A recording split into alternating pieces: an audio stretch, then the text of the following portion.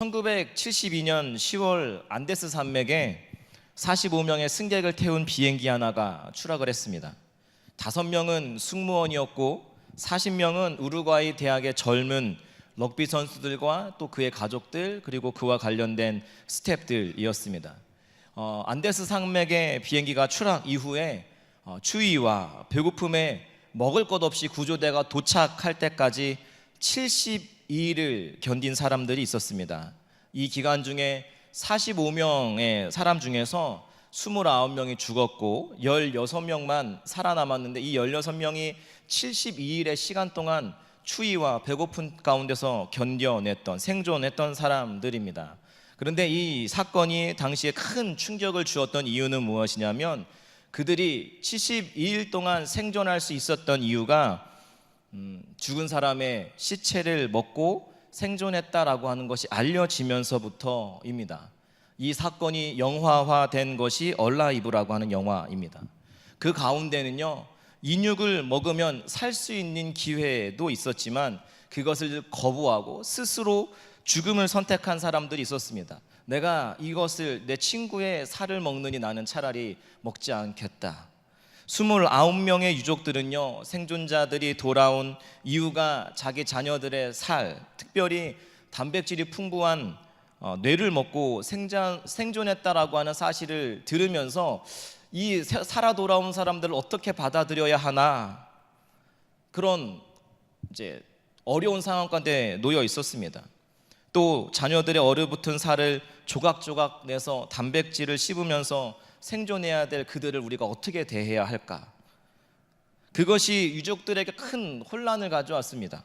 더 큰 문제는요, 내가 살아 돌아오기는 했지만 나와 함께 동고동락했던 친구들, 동료들, 스태프들의 살을 먹고 살아난 자들이었습니다. 살아 돌아오기는 했지만 앞으로 그들이 주어진 삶 가운데서 어떤 삶을 살아야 했을까요? 여러분, 이 이야기를 들으면서 여러분 어떤 생각이 드십니까? 엽기적이다 라는 생각 하십니까? 여러분, 근데 겉으로는 아무리 말끔해 보이고 고상하고 교양이 있어 보이는 사람이라 할지라도 생과 사 앞에서 결정적인 순간에 직면하면 이 사람의 본 모습이 드러나게 되어 있습니다.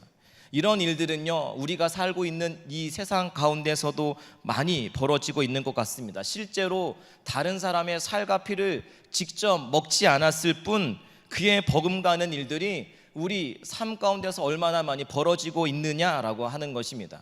우리가 함께 읽었던 본문 바로 앞에 보면 바울은 지금까지 율법의 기능에 대해서 말하고 있습니다.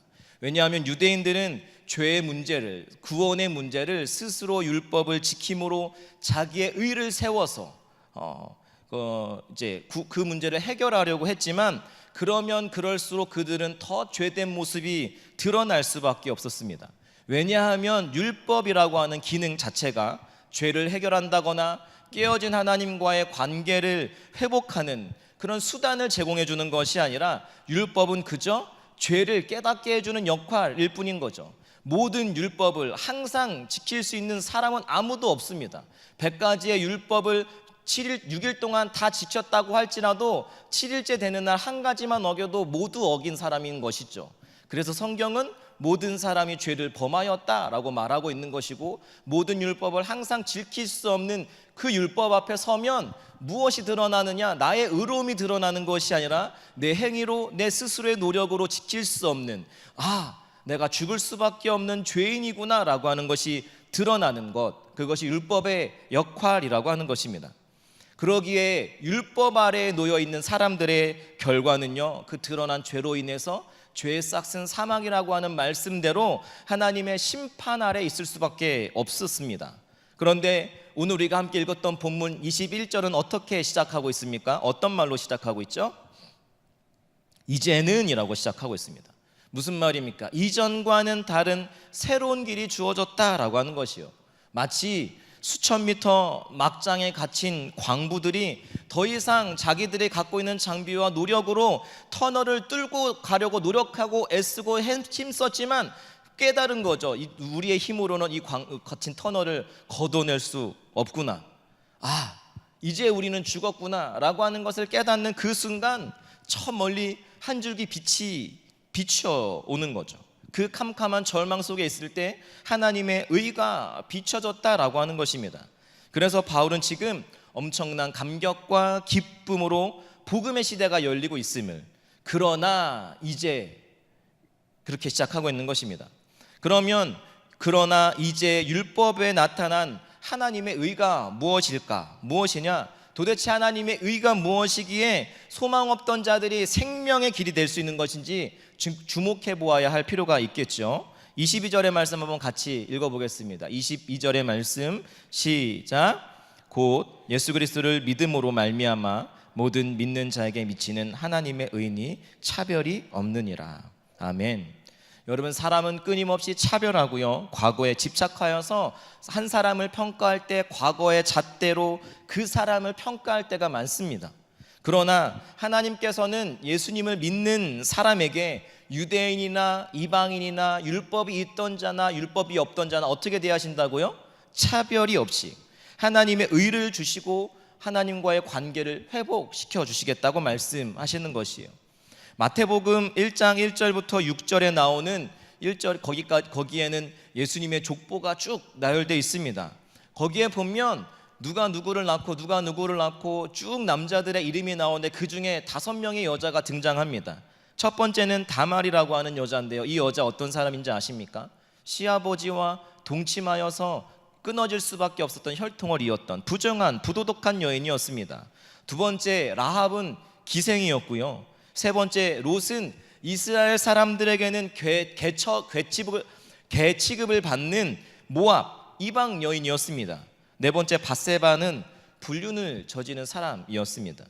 뿐만 아니라 우리가 너무나 잘 아는 아브라함 믿음의 조상으로 알고 있지만 그는 처음부터 믿음의 조상이 아니었습니다. 그는 목숨을 지키기 위해서 아내를 누이라고, 그것도 2번씩이나 속이면서 2번 아내를 팔아먹었던 무책임한 사람이었습니다. 야곱은 사기쳐서 형 에서의 장자권을 빼앗은 사기꾼이었고요. 다윗은요, 자기의 정욕을 위해서 남편이 있는 아내를 범하고 그 사실을 은폐하기 위해서 누구보다 충성된 충신을 죽였습니다. 솔로몬은 처첩을 1,000명이나 두었던 희대의 탕하였습니다. 여러분, 율법의 기준으로 따지면 8명의 사람은 절대로 구원받을 수 없는, 오히려 그가 지은 죄값으로 인해서 철저히 심판받아 마땅한 사람들이었습니다. 그러나 하나님께서는 그들을 그렇게 대하지 않으시고 사랑으로 오래 참으면서 하나님의 은총으로 인도하심으로 말미암아 그들이 회복되어서 구원에 이르게 되었습니다. 그리고 그 족보의 이름을 올리게 된 것이죠. 여러분, 이것이 무엇을 의미하는지 아시겠습니까? 누구든지 예수 안에 있는 사람, 그리스도 안에 있는 사람, 믿음을 갖고 그리스도 안에 있는 사람은 기생이든 탕하였든 사기꾼이었던 살인자였던 차별 없이 믿는 자에게 주어지는 하나님의 의, 그리고 깨어졌던 하나님과의 관계를 회복시켜 주시겠다고 말씀하시는 것이에요. 여러분, 그렇기 때문에 저와 여러분들이 이 자리에 앉아 있는 것입니다. 그러면 이러한 놀라운 하나님의 은총이 어떻게 주어지느냐? 오늘 말씀 가운데 드러나 있는데요, 첫째로 은혜로 주어진다는 것입니다. 따라해 봅시다. 은혜로 주어집니다. 네, 어떻게 주어진다고요? 은혜로 주어진다는 것이죠. 24절의 말씀도 한번 같이 읽겠습니다. 시작. 그리스도 예수 안에 있는 속량으로 말미암아 하나님의 은혜로 값없이 의롭다 하심을 얻은 자 되었느니라. 아멘. 여기서 말하는 하나님의 은혜란 하나님께서 우리에게 값없이 주시는 선물입니다. 선물이 무엇입니까? 아무런 대가를 바라지 않고 주는 것입니다. 그 사람이 뭘 했기 때문에 주는 것이 아니죠. 네, 하나님께서 그렇게 우리에게 구원을 선물로 주셨다라고 하는 것입니다. 은혜를 받을 만한 어떠한 자격도 갖추지 못했음에도 불구하고 일방적으로 구속의 은혜를 베풀어 주시므로 하나님께서 우리에게 그 의를 우리에게 허락해 주셨다는 것입니다. 여러분, 그 은혜라는 것이 결국은 무엇이냐면 우리를 향한 하나님의 사랑인 것입니다. 24절에 나오는 속량이라고 하는 단어가 하나님께서 우리를 얼만큼 사랑하셨느냐를 내포하고 있는 아주 중요한 단어입니다. 속량이 무엇인 줄 아십니까? 노예시장에 가면, 노예시장에 가서 여기 여러 명의 노예들이 있습니다. 내가 값을 치르고 한 명의 노예를 사는 거죠. 그리고 그 노예를 샀다라고 하는 노예 증서를 그 사람이 보는 앞에서 갈기갈기 찢어버리는 것입니다. 그리고 그에게 자유를 주는 것이죠. 그게 속량이라고 하는 것입니다. 여러분, 누가 이런 일을 할 수 있겠습니까? 노예가 많으면 많을수록 나에게 유익입니다. 그가 나에게 재산이고요, 사람이라기보다는 소유할 수 있는, 그렇게 여겼던 것인데 사람 취급받지 못된 노예들을, 소유되는 그런 것들, 재산들을, 그 증서를 그 앞에서 찢어버리는 거죠. 그를 사랑하지 않고서는 그러한 일을 할 수 없는 것이죠. 하나님께서 그러니까 그와 같은 일을 우리에게 하셨다. 죄의 노예로 살아갈 수밖에 없는, 어떠한 자유도 누리며 살아갈 수 없던 우리들에게 값을 지불하고 사셔서 그 증서를 찢으시면서 너는 자유야 라고 말씀하시는 게 속량이라는 것이죠. 두 번째, 하나님께서 예수님을 제물로 삼으심으로 우리에게 하나님의 의가 주어졌습니다. 어떻게요? 제물 삼으심으로. 25절 상반절의 말씀 한번 같이 읽겠습니다. 시작.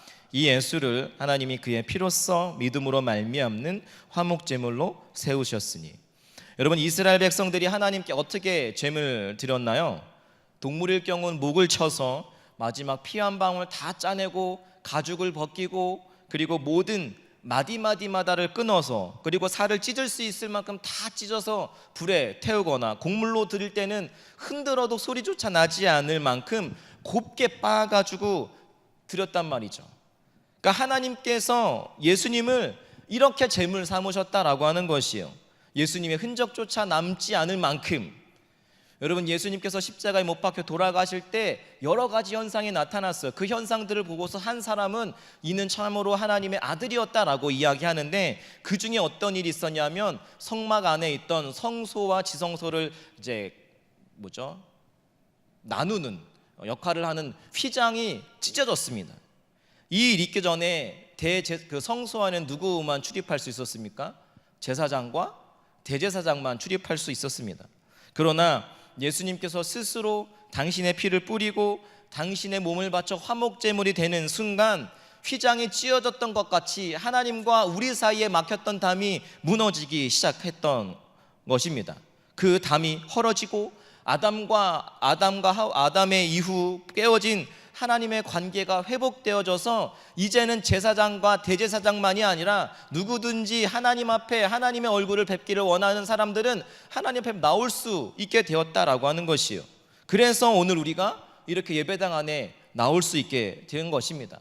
누구 때문에요? 하나님께서 화목제물 되어 주심으로 인하여서 깨어졌던 관계가, 누구든지 하나님 앞에 나올 수 있는 그 의를 우리 가운데 선물로 주셨다라고 하는 것입니다.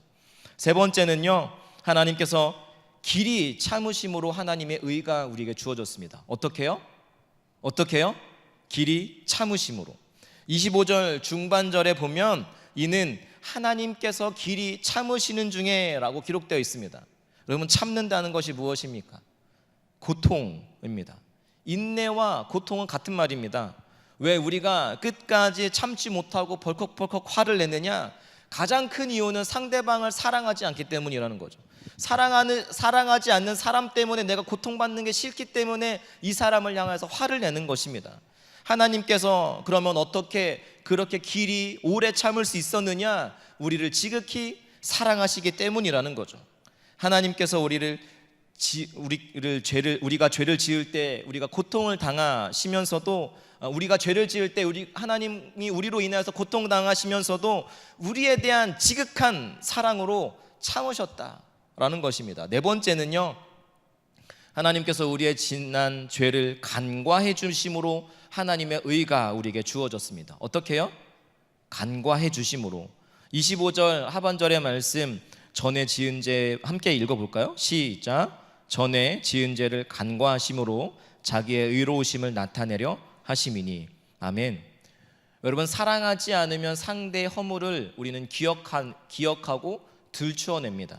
그러나 베드로전서의 말씀은 사랑은 허다한 죄를 덮는다라고 말씀처럼 상대방의 허물까지도 용납할 수 있는 것, 그것은 언제 가능하냐면 사랑할 때 가능한 것이죠. 그러나 여러분, 사랑이 많으시는 하나님께서는 사랑이 많으신 분이시지만 동시에 의로운 분이세요. 우리를 사랑한다라고 하는 이유만으로 우리의 죄를 그냥 덮어버리고 간과해버리시면 어떤 문제가 발생하냐면 하나님은 불의한 하나님이 되시는 것입니다. 예를 들어서 도무지 용서받지 못할 죄를 지은 사람이 있었습니다. 그 죄인이 체포되면 대한민국 헌법에 의해서 법에 의해서 재판을 받게 되겠죠. 그런데 판사가 까닭없이 보니까 되게 마음이 가는 거예요. 마음이 쓰이는 거예요. 그래서 명백한 죄가 있음에도 불구하고 그에게 무죄를 선언한다라고 한다면 그 판사는 어떻게 될까요? 불의한 판사가 되는 것이죠. 그리고 뭔가가 있는 거 아니냐, 특검 등의 조사 등이 따라오지 않겠습니까? 그러면 무죄 선고를 받고 풀려난 사람 괜찮겠습니까? 불의한 재판으로 목숨을 얻었다라고 하는 것이 평생 그의 올무가 되어서 따라다녀서 더 고통스럽지 않을까요? 하나님께서는요, 이러한 불의한 재판을 원치 않으셨어요. 그래서 우리가 치러야 할 그 죄값을 예수님께 대신 담당시키셔서 사형시키심으로 이 문제를 해결하신 거죠. 그래서 하나님의 의로움에도 문제가 없고 우리를 이제 예수님의 피로써 그분이 값을 대신 치르셨기 때문에 의롭다라고 간과해 주실 수 있는 것이죠. 그래서 예수님께서 십자가에 못 박혀 다 죽으셨을 때, 돌아가셨을 때 마지막으로 한 말씀이 다 이루었다라고 하는 것입니다. 무엇을 이루었다는 말입니까? 예수님이 3년 반 동안 공들여 제자 훈련시킨 제자들 아무도 없었죠. 예수님이 예루살렘에 입성할 때 수많은 사람들이 환호했지만 그 군중들이 어느새 성난 군중이 되어서 예수님을 향해서 돌을 던지고 침을 뱉는, 보기에는 아무것도 이루어진 것이 없는 것 같은데 예수님께서 다 이루었다라고 말씀하셨단 말이죠. 그것은 하나님의 뜻을 이루었다라고 하는 것보다는 값을 치렀다, 지불했다, 완불했다라고 하는 것입니다. 우리가 치러야 할 죄값을 그분이 치르셨다라고 하는 것입니다. 그래서 하나님께서, 예수님께서 십자가상에서 다 이루었다라고 말씀하신 것이죠. 그러기에 27절을 통해서 바울은 말합니다. 우리가 너희가 의롭게 된 것, 너희가 구원을 받은 것, 너희 행위 때문이 아니라 어떠함 때문에 얻은 것이 아니기 때문에 자랑할 수 없다고 이야기하는 것입니다. 한번 같이 읽겠습니다. 시작. 그런즉 자랑할 때가 어디냐? 있을 수가 없느니라. 무슨 법으로냐? 행위로냐? 아니라 오직 믿음의 법으로니라. 아멘.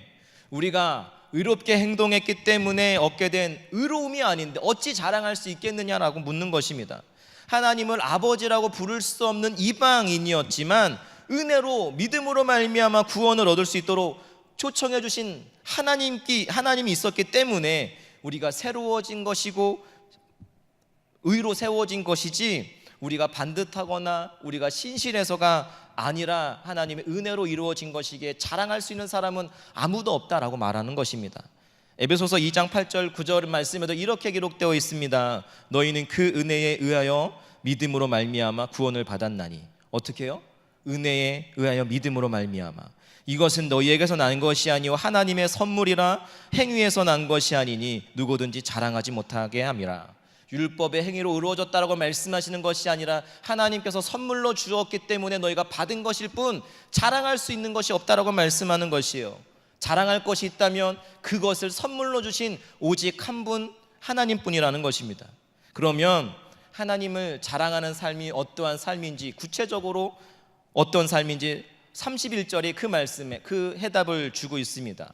한번 같이 읽어볼게요. 시작. 그런즉 우리가 믿음으로 말미암아 율법을 파기하느냐? 그럴 수 없느니라. 도리어 율법을 굳게 세우니라. 아멘. 여러분, 원문에는 율법을 굳게 세우느니라 라고 하는 문장 앞에 우리라고 하는 주어가 있습니다. 그러니까 여기서 율법을 굳게 세우느니라 앞에 우리란 구원받은 우리를 말하는 것이에요. 구원받은 우리는 율법을 굳게 세워야 한다라고 말씀하고 있다는 것이죠. 우리는 그래서 우리를 자랑할 것이 아니라 하나님을 자랑하는 삶을 살아가는 것이 구원받은 자의 합당한 삶이라고 하는 것입니다. 어떤 사람은 생각할지 모릅니다. 우리는 은혜의 시대를 살아가고 있기 때문에 율법은 폐기되었다, 율법은 필요 없다. 어떤 의미에서는 맞는 말이죠. 왜요? 우리가 구약에서처럼 짐승을 잡아서 제사 드리지 않거든요. 그런데 여러분, 율법에는 세 가지 측면이 있습니다. 첫 번째는 원칙의 측면이고요, 두 번째는 예식의 측면이고, 세 번째는 계명의 측면입니다. 첫 번째 뭐라고요?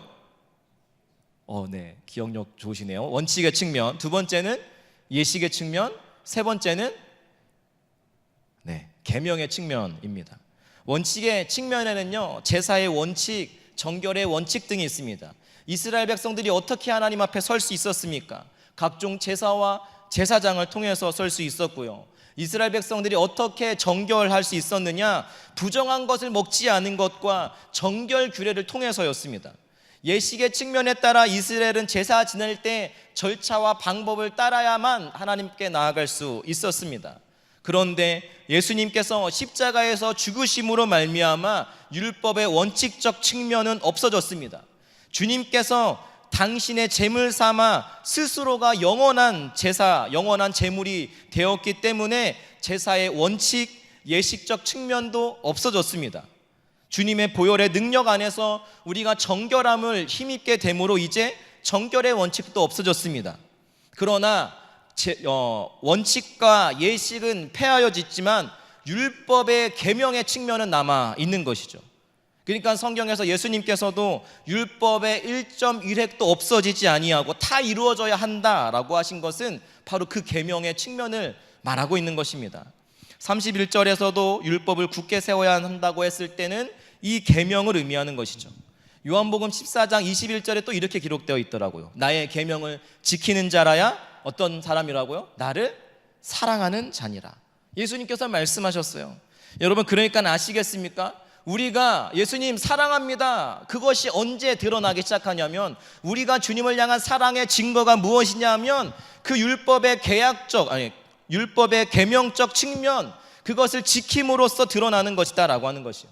예를 들면 이런 것이죠. 구약에 나오는 고멜이라고 하는 여인이 있습니다. 남편을 두고도 다른 남자와 부정을 저지르면서 창녀처럼 지냈습니다. 그럼에도 남편 호세아는 이 아내를 계속해서 사랑으로 품고 또 용서합니다. 만약 고멜이 그런 남편과 자기와의 관계가 회복되었음을 믿고 또 남편에 대한 진심으로 감사하게 여긴다면 무엇으로 그것을 증거해야겠습니까? 이전과는 다른 삶에서 돌이켜서 아내의 도리를 다하는 삶, 내가 받은 사랑에 응답하는 것, 그것이 삶으로 드러나야 하는 것 아니겠습니까? 그러므로 우리가 죽을 수밖에 없는 죄인이었습니다. 그래서 믿음으로 의롭다 여김을 받고 하나님과의 관계가 회복되었음을 진정으로 깨닫는다면 어떤 삶을 살아야 하느냐? 계명을 지킴으로써 그 관계의 회복을 증명하는 삶을 살아야 한다라고 하는 것입니다. 그러기에 거룩한 삶이란 바로 그 주님의 계명을 지키는 삶이라는 거죠. 율법 필요 없지 않습니다. 율법의 모든 것들을 지켜서 구원받는 것이 아니죠. 우리는 믿음으로 말미암아 구원을 받았습니다. 그러면 그 이후에 율법의 계명을 따라 내가 주님을 사랑한다라고 하는 증거를 드러내는 거룩한 삶으로, 구원받은 자의 합당한 삶으로 나아가는 것, 그것이 계명을 지키는 삶, 하나님의 사랑을 보답하는 삶이라고 이야기하는 것입니다. 계명을 굳게 세운다라고 하는 것은 문자 그대로 행하는 것이 아니라 그 계명 가운데 깃든 정신을 지키는 것입니다. 여러분, 율법을 지켜야 할 이유가 무엇인지 아시겠습니까? 정신을 알지 못하고 형식과 계명에만 얽매이면 바리새인들과 같이 되는 거죠. 그래서 예수님은 바리새인들을 향해서 좋지 못한 평가를 내린 것입니다. 그러면 율법의 정신이 무엇이냐? 한마디로 사랑입니다. 로마서 13장 8절부터 10절까지 말씀 한번 한 목소리로 크게 읽어보겠습니다. 시작. 빚 외에는 아무에게든지 아무 빚도 지지 말라. 남을 사랑하는 자는 율법을 다 이루었느니라.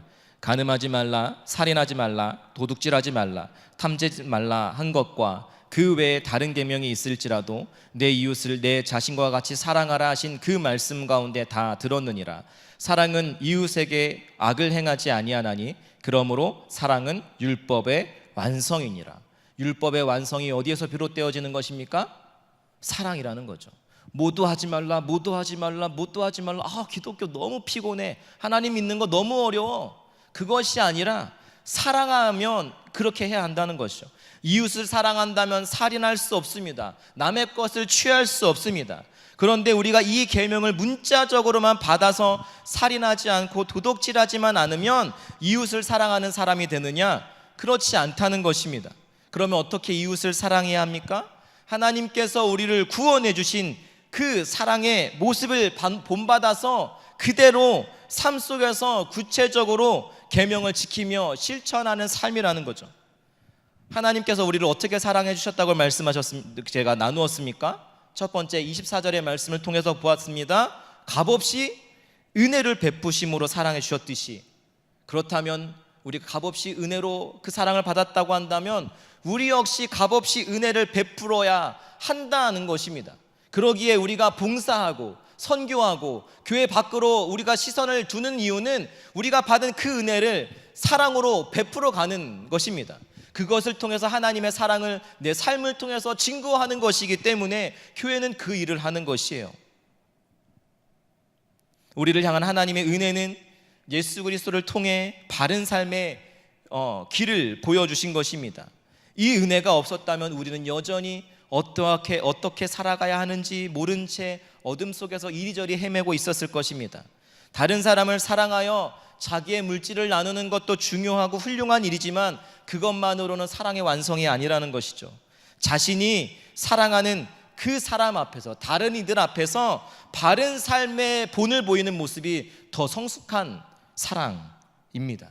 그러므로 우리 주위에 미혹에 빠져 있거나 절망 가운데, 어려움 가운데 빠져 있는 사람들이 우리의 삶을, 저와 여러분들의 삶의 모습들을 보고서 해답을 얻는다면 우리는 그들을 진정으로 사랑하고 있는 것입니다. 오늘날의 한국 교회가 사회로부터 비난받는 이유가 무엇인지 아시겠습니까? 아주 간단합니다. 바른 삶의 길을 보여주고 있지 않기 때문에 예수 믿지 않는 사람보다도 더 못한 삶을 살아가고 있는 것이죠. 그 율법의 계명들, 그들을 사랑한다라고 한다면 우리의 삶을 통하여서 그들이 예수님을 바랄 수 있도록 우리의 삶의 모습이 향해야 되는데 우리의 모습이 너무나 망가져 있는 거죠. 그러니까 사회로부터 비난받고 있는 것입니다.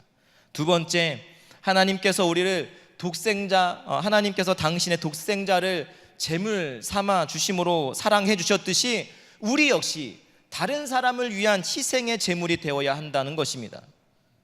많은 분들이 내가 속한 교회는 예배가 은혜롭기를 원하고 소망하고 그런 기대하는 마음으로 예배 가운데 나올 것입니다. 3부 젊은이 예배가 여러분 더 든든히 세워지시기를 소망하십니까? 이 예배 공간에 더 많은 이들이 모여 함께 주님을 찬양하고 높이기를 소원하십니까? 그렇다면요, 어떤 이들은 청소로, 어떤 이는 예배팀으로, 어떤 이는 안내로, 어떤 이는 중보기도로, 순장으로, 문서사역으로 곳곳에서 이 예배를 위한 희생 제물이 되어야 한다는 것입니다. 그렇지 않으면 매일같이 다른 교회 공동체만 부러워하는 비교의 대상에 머물게 되는 것이죠. 공동체를 위한 어떠한 희생과 참여는 조금 더 감수하지 않고 누리려고만 한다면 하나님의 사랑을 자라기에는 너무 이기적인 사람인 것이죠. 이것을 모르면 일평생 하나님께 은혜 받았다고 하면서도 이기적인 모습을 버리지 못하게 되는 겁니다. 누군가 죄물이 되어서 하나님의 응답이 우리에게 이루어진다라고 하는 그 사실을 알고서 저와 여러분들이 속해 있는 가정과 교회와 일터와 공동체 삶의 자리 가운데 재물이 되기 시작할 때 하나님의 능력과 응답이 여러분들의 삶 가운데서 드러나기 시작할 것입니다. 여러분, 예수님의 제자들 주님의 능력을 직접 목격하고 주님과 함께 생활했습니다. 그러나 그들은 그 기간 동안 스스로 재물이 되려 하기보다는 서로 더 누가 큰지 높아지려고 했습니다. 그때에는 그들에게 있어서 아무런 능력도 발휘되지 않았습니다. 그러나 예수님께서 돌아가신 뒤에 그들이 세상을 위한 재물이 되기 시작할 때 그들을 통해서 수천 명이 돌아오고 많은 이들을 통해서 세상을 열방을 향해서 주님의 사랑이 증거되어지는 놀라운 주님의 능력이 드러나기 시작했습니다. 세 번째로, 하나님께서 길이 참으심으로 우리를 사랑해 주셨다면 이제는 우리도 그분의 사랑의 모습을 본받아서 길이 참아내는 사랑의 삶을 살아내야 하는 것입니다. 바울은요, 사도의 표가 된 것은 내가 너희 가운데 모든 참음과 표적과 기사와 능력을 행한 것이라고 했습니다. 우리는요, 능력을 행하는 사람이 위대한 사람이라고, 하나님의 종이라고 생각합니다. 그런데 바울은 사도된 표 중에 첫 번째로 가장 먼저 든 것은 대단한 능력이 아니라 참는 것을 들었습니다. 우리가 입술로는 아무리 사랑을 부르짖어도 고통을 감수하지 못한다면 그에게는 사랑이 없는 것이에요. 길이 참으심이라고 하는 그 구절에는 길이라고 하는 말은 시간적으로 오래를 이야기하는 것입니다. 또 다른 의미는 깊이를 이야기하는 것입니다. 그러니까 사랑한다 라면 오래 참음뿐만 아니라 깊이 참음으로 사랑의 삶을 살아내는 것이 하나님으로부터 온 의인된 삶, 율법을 굳게 세우는 삶의 모습이라는 거죠. 여러분, 저에게는 동생이 한 명 있었습니다.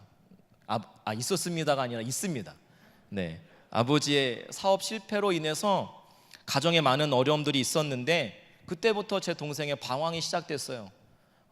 저보다 믿음이 더 좋았습니다. 제가 고등학교 때 학교 가려고 눈 뜨면 책상에 앉아서 큐티하고 있었고 성경책을 읽고 있었던 그런 친구였는데, 아버지의 사업 실패로부터 점점점 방황을 하기 시작하더니 불미스러운 사건에 연루돼서 경찰서에도 가고 수없이 어머니가 학교로 많이 불려갔습니다.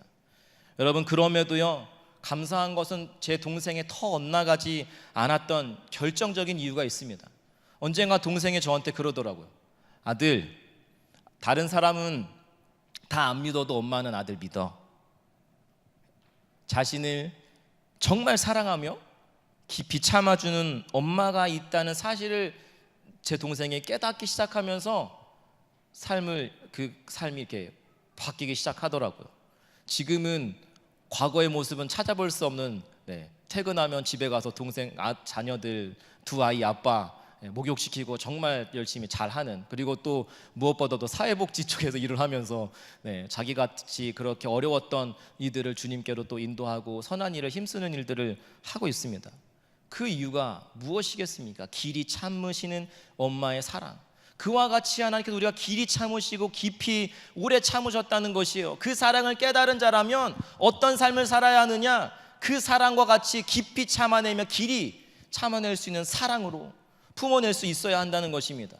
공동체 안에 못난 사람이 있습니까? 마음에 들지 않는 사람이 있습니까? 미워하는 사람이 있습니까? 내가 이 사람을 얼만큼 사랑했는데 나한테 어떻게 그럴 수 있어? 그때마다 참아내야 하는 것, 그것이 계명의 율법을 굳게 세워가는 삶이라는 것입니다. 마지막으로 하나님께서 우리를 어떻게 사랑하셨습니까? 전에 지은 죄를 간과해 주심으로 사랑해 주셨습니다. 주님께서는요, 이 순간 나를 평가하실 때 과거의 내가 아니라 지금 이 순간의 나의 모습으로 주님은 평가하고 계십니다. 예전의 잘못은 모두 패스오버 해주시는 거죠.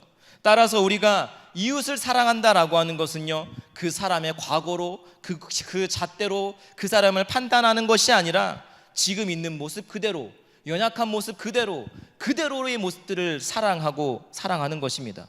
누군가의 과거에 행한 잘못으로 안경 삼아서 그 사람을 평가할 때가 있습니다. 그와 같이 하나님께서 우리를 평가하셨다면 저와 여러분의 인생은 벌써 끝났을 것입니다. 그것을 기억하고 상대방의 있는 모습 그대로를 수용하며 사랑의 삶을 살아내는, 그래서 율법의 계명을 굳게 세워가는 저와 여러분 되기를 소망합니다. 그러기에 우리가 자랑할 것이 무엇이겠습니까? 우리의 자랑과 노래의 이유는 오직 한 분, 예수님 뿐이십니다. 그분의 사랑과 베푸신 은혜를 묵상하면서 하나님의 율법을 굳게 세우는 저와 여러분 되시기를 축복합니다. 어떤 상황에 처할지라도 놀라운 하나님의 사랑과 은혜를 입은 자로서 사람들 앞에서 여러분들의 삶의 모습이 다른 사람에게 바른 삶의 본을 보이고 다른 사람의 재물이 되어서 오래 참고 깊이 참으면서 상대방의 지난 허물을 덮어준다면 지옥 같은 세상, 아무리 희망이 없는 것 같은 세상 속에서도 하나님의 사랑이 가득한 하나님의 나라가 이루어질 것이고, 우리의 삶 속에서 천국을 누릴 수 있게 될 줄로 믿습니다. 저는 우리 서부교회 공동체가 그런 천국과 같은 곳이 되어지기를 소망합니다. 오늘 말씀을 시작하면서 나누었던 이야기 기억하십니까? 친구의 살을 먹고 생존한 사람들의 삶이 그 이후에 어떤 삶을 살았는지 아십니까? 수기에 의하면 그들은 이 사건 이후에 커다란 가치관의 변화를 겪었다고 합니다.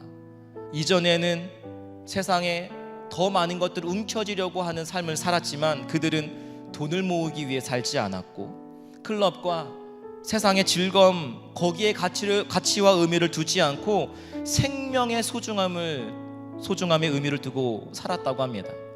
이런 기록도 있습니다.